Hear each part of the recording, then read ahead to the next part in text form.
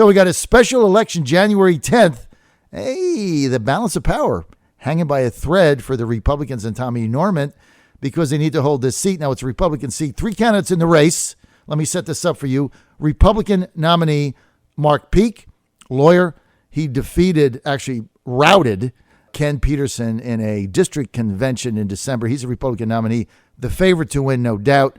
This is a Republican district. Trump carried it, and Tom Garrett carried. He got about 57%. So on paper, Democrats shouldn't win. Democratic candidate, we had him on yesterday. He's legit, former Fluvanna Sheriff Ryan Washington.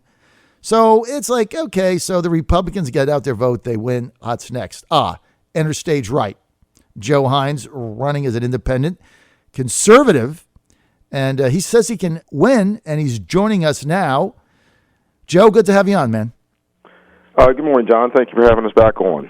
All right, so I'm talking to Republicans around the district, and I got to tell you flat out, they're not taking you as a serious candidate.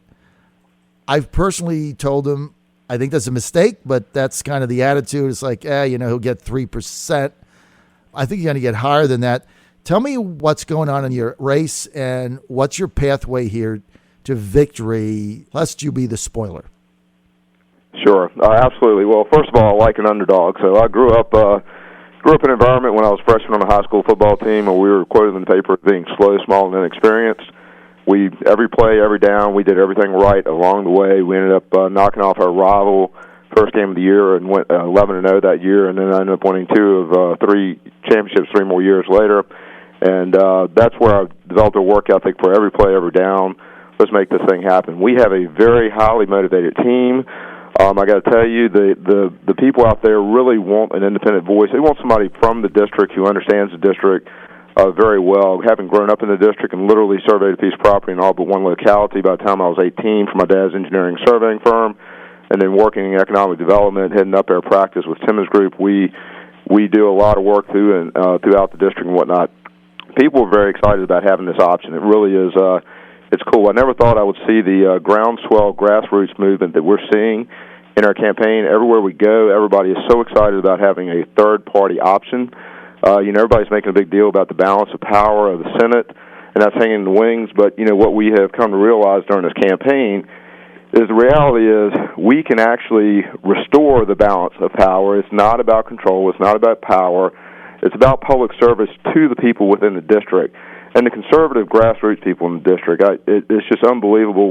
There's tremendous butterfly effect going on right now where, people are just getting out and getting the word out. I think they're so tired of the party fatigue, so tired of the party back and forth and polarization that's going on within both Washington and Richmond right now. And this is a district that gets lost to Northern Virginia, Richmond, and Hampton Roads all the time, and a lot of rural Virginia does, because that's where the power really sits. And so if we go in as the man in the middle, as that voice of reason between the Democratic Party and the Republican Party and this balanced power between the two, we can accomplish an awful lot for the district. We can accomplish an awful lot for conservatives. We can get a lot done. The reality is if Pete goes in, he's senior member number 21 out of 21 on the Republican side, so he's going to be, having to fight to really, really hard just to even get the attention of the Republican Party to get anything done for the district. And then if Washington goes in, he's senior member number 20 out of 20. So the same situation there. So if I go in, like my nieces who are homeschooled said, we graduated number 1 out of 1. I'll be independent, conservative, number 1 out of number 1, sitting there negotiating with senior leadership on both sides, trying to do what's in the best interest of the district and what's in the best interest of conservatives. Okay, so your thought process here is as an independent, and the Senate would be, if you were to win, and look, you're a big underdog, right? There's no question. So, but well, that's what everybody says. Right. Well, I mean, it is what it is. We call it like it is. I don't think you're going to get 3%. I can tell you that. I've had people tell me that, Joe, and I think they're dreaming. I think you're going to get over 10%. I wouldn't be surprised if you got 12, 13, 14, 15, but you're an underdog. But look, you win, you're an independent. That day before the General Assembly convenes, right, January 10th, you win. Just as they convene, you're going to be an independent. Republicans would be in the lead. Right now they're in lead 21-19. They'd be in lead 20-19. They got Ralph Northam as the tiebreaker. So they basically have to deal with you one way or the other, because if you decide to caucus with the Godfather Saslaw, then they get control of the Senate. So obviously you're in a position to broker something. But the bottom line is you're running as an independent conservative, so it's hard to see that you would win and then caucus with the Democrats to give them control of the state Senate. Am I right, Joe? Yeah, that's correct. I mean, I did my research before I got in this race. I knew exactly what I would have to do as an independent to give the balance of power to the Democrats or keep it with the Republicans. And the reality is I would have to go in, I would have to vote with the Democrats to reorganize the Senate, okay? So that's a risky move for any independent, especially a first-time, freshman senator, no matter what the situation is. You're going to make a vote to restructure the actual Senate as is. That's a very risky move, and I have no intent of doing that at all whatsoever. I think that's the reality is that the Republicans do have a good power structure in place. I mean, the leadership is fairly solid.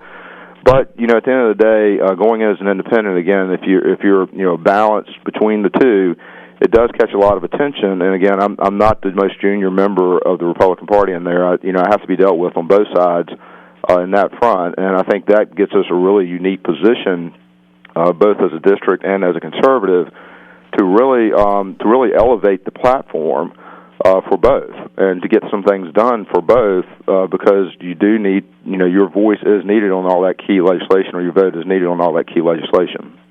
Well, obviously, if you did win as an independent, you'd have a lot of leverage. Look, there's no question about that. You can't dispute that on both sides of the aisle, and you'd be able to work with both people. So it sounds like, Joe, what you're saying, the rationale here for your campaign is to provide the district with an independent candidate that could leverage more resources for them, because you're not, even though you would be caucusing with the Republicans, you're not really tied to the caucus in a way that would demand that you have to vote with them, right, as other people Correct. have to do in order to maintain leadership posts and things like that. We all understand how that's made. It's all legit. Now, if you get 13, 14, 15%, Ryan Washington is going to win this race.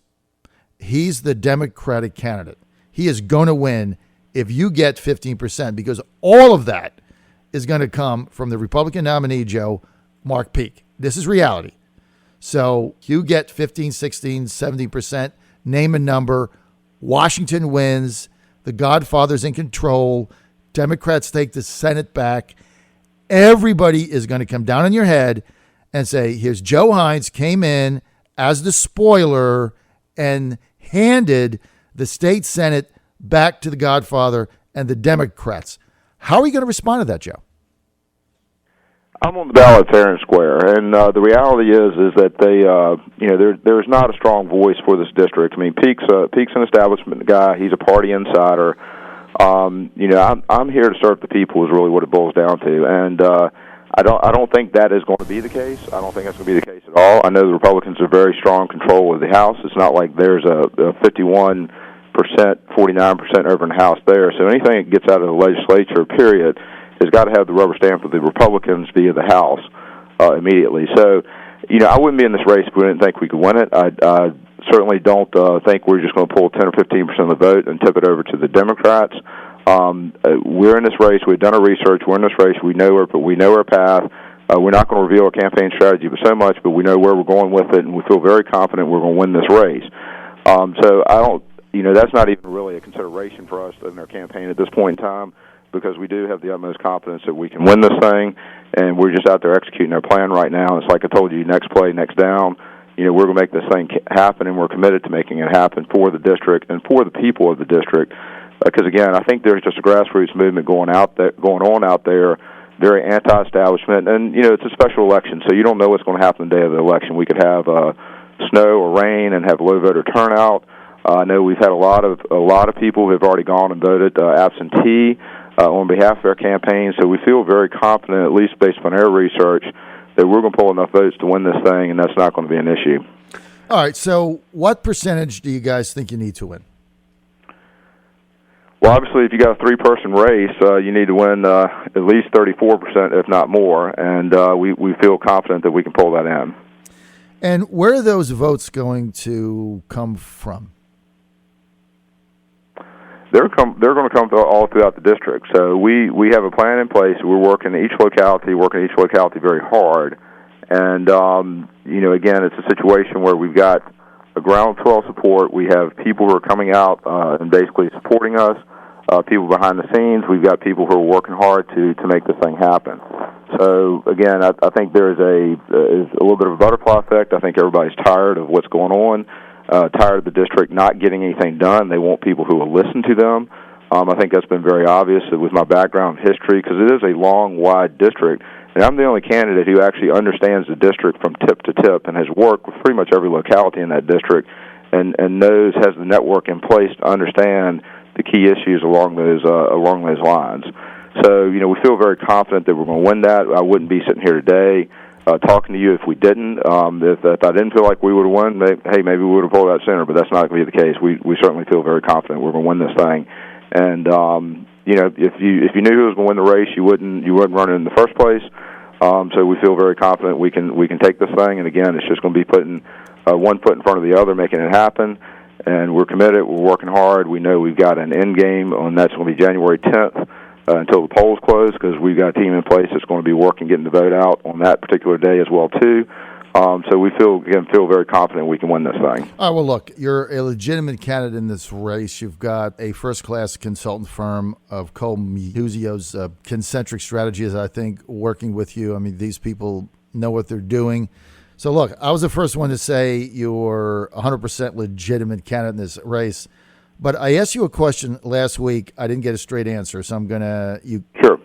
Grace me with coming on a second time. I appreciate it. So I'm going to take another shot at it. Name a policy difference between Joe Hines and the Republican nominee, Mark Peake.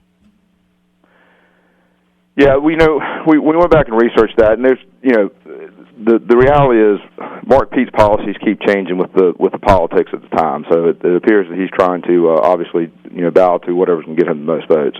The reality is we are he's a political insider who's trying to win a nomination. We're a candidate who's standing up for what we believe in. We certainly believe in the right to protect ourselves with the Second Amendment.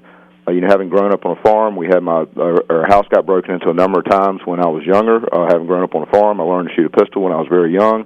Learned to hunt on the farm, all those items. So we protect that. The biggest difference that we have is we're focusing on jobs and economy. Economic development is my background. That's what I've been doing for the last 20 years of my career. I, as a consultant, we've helped the Commonwealth of Virginia land over $3 billion in announced investment and 8,500 jobs created. This is what I do on a day-in, day-out basis. People want greater economic opportunity out there. So our platform is really focused on creating jobs. I've not heard Peake say one word about creating jobs. He keeps talking about power and control. He hasn't said a word about creating jobs at all whatsoever. So that is probably the biggest major difference in our platform at this point in time. I've spoken at a couple of different events in the last week where Peake was there. We spoke with a veterans group. He didn't even address the veterans. We talked about veterans' benefits and the fact that we need to protect our veterans because they vowed to give up their life for our country, and we're not getting them the appropriate benefits they need. Prisoners have access to better health care benefits than veterans do, and that's just a crying shame. That's a big difference as well, too. And so, when you get right down to it, there are a couple of core elements that are very strong about ours, and it's focusing on jobs, protecting our veterans. Public safety has not been one of his platform issues, too. When I realize that sheriff's departments have sheriffs that are barely living above the poverty line, we've got to create a better situation there. It all starts with the economy and starts with creating greater economic opportunity throughout the district.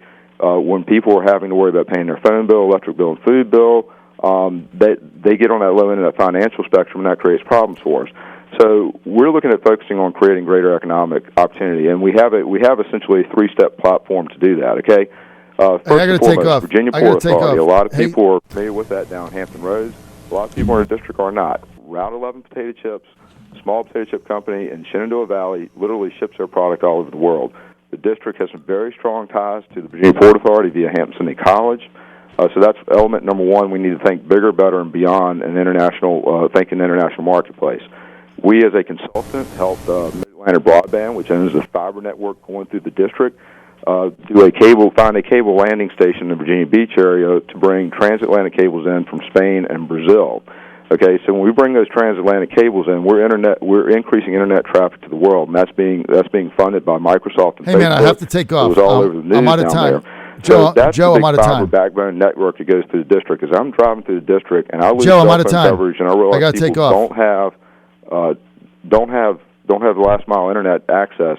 We're automatically an alien. Hey, Joe, I got to take off. Joe, I'm out of time. Which lives about 70 to 80% of their phone life via their iPhone and their smartphone.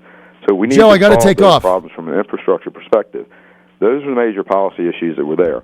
I'm currently in a leadership role at I got to the take off, Joe. School of Business. Joe, I don't want to cut you off, man. I have to take off. More information, go to joehines4va.com. Thanks, Joe. Thank you. Bye-bye.